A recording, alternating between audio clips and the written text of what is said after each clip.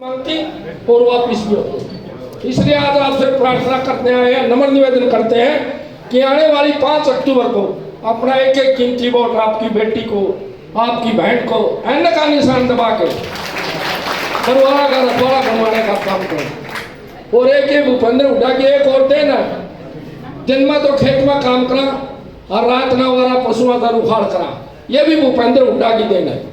मेले बंद कर दिए, मेले बंद करने से सब कुछ हमारा तबड़ी में, ये भी उसी की देन है। हमारे अंदर भूलने की ज्यादा जल्दी है, तो मैं आपसे पुनः प्रार्थना करता हूँ, आपने इतने जोश खरोश से स्वागत करा और आज से ही जीत की मोहर लगाने का काम करा। बरवाड़ा के सभी प्रत्याशियों की जमानत जब्त करा के विधानसभा में आपके आवाज उठाने का काम करेगी। चौधरी अभय सिंह चौटाला को मुख्यमंत्री बनाने का काम करेगी। धन्यवाद, जय हिंद। धन्यवाद प्रधान जी। अब मैं आपसे एक विनती करता हूँ, इसके तुरंत बाद प्रोग्राम बगड़ी में है और बगड़ी के बाद रविदास मंदिर में प्रोग्राम है, ताकि सभी पहुंचे। अब मैं प्रार्थना करता हूँ हमारी प्रत्याशी संजना सातरोड़ जी से, वो अपने विचार रखें और आपके सम्मुख प्रस्तुत हों।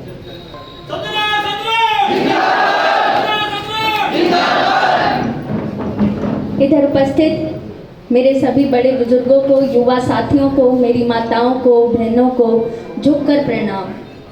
साथ ही मेरा हौसला बढ़ाने के लिए, मेरा मार्गदर्शन करने के लिए दोनों ही पार्टी से आए हुए, आईएनएलडी और बीएसपी पार्टी से आए हुए जो हमारे पदाधिकारी हैं, उनका भी धन्यवाद करती हूँ, क्योंकि आपके अनुभव से मुझे सीखने को बहुत मिलेगा।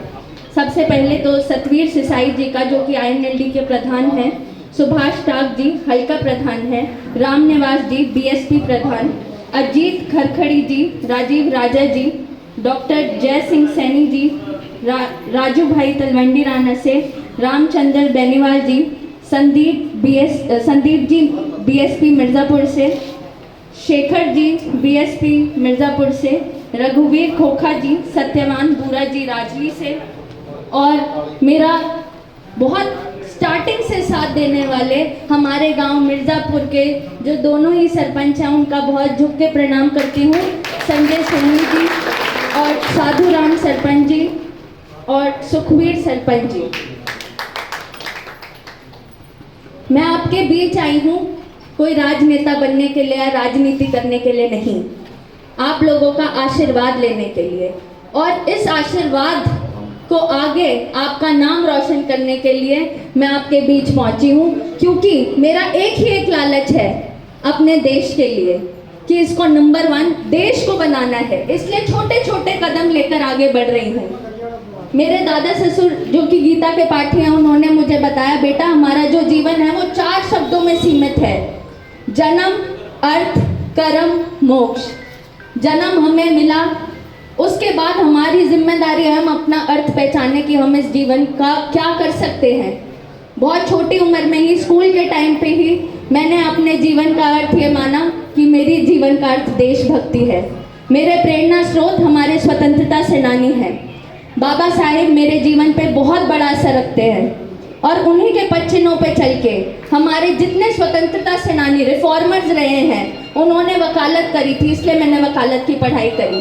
कोर्ट से ऑर्डर लाके लोगों तक उनके हक पहुंचाए, किसानों की आवाज़ भी सुप्रीम कोर्ट में उठाई, आम आदमी की आवाज़ भी सुप्रीम कोर्ट में उठाई। अर्थव्यवस्था, लोकतंत्र, पानी, बिजली, हर एक क्षेत्र में शिक्षा को अपना शस्त्र बनाकर मैंने काम किया।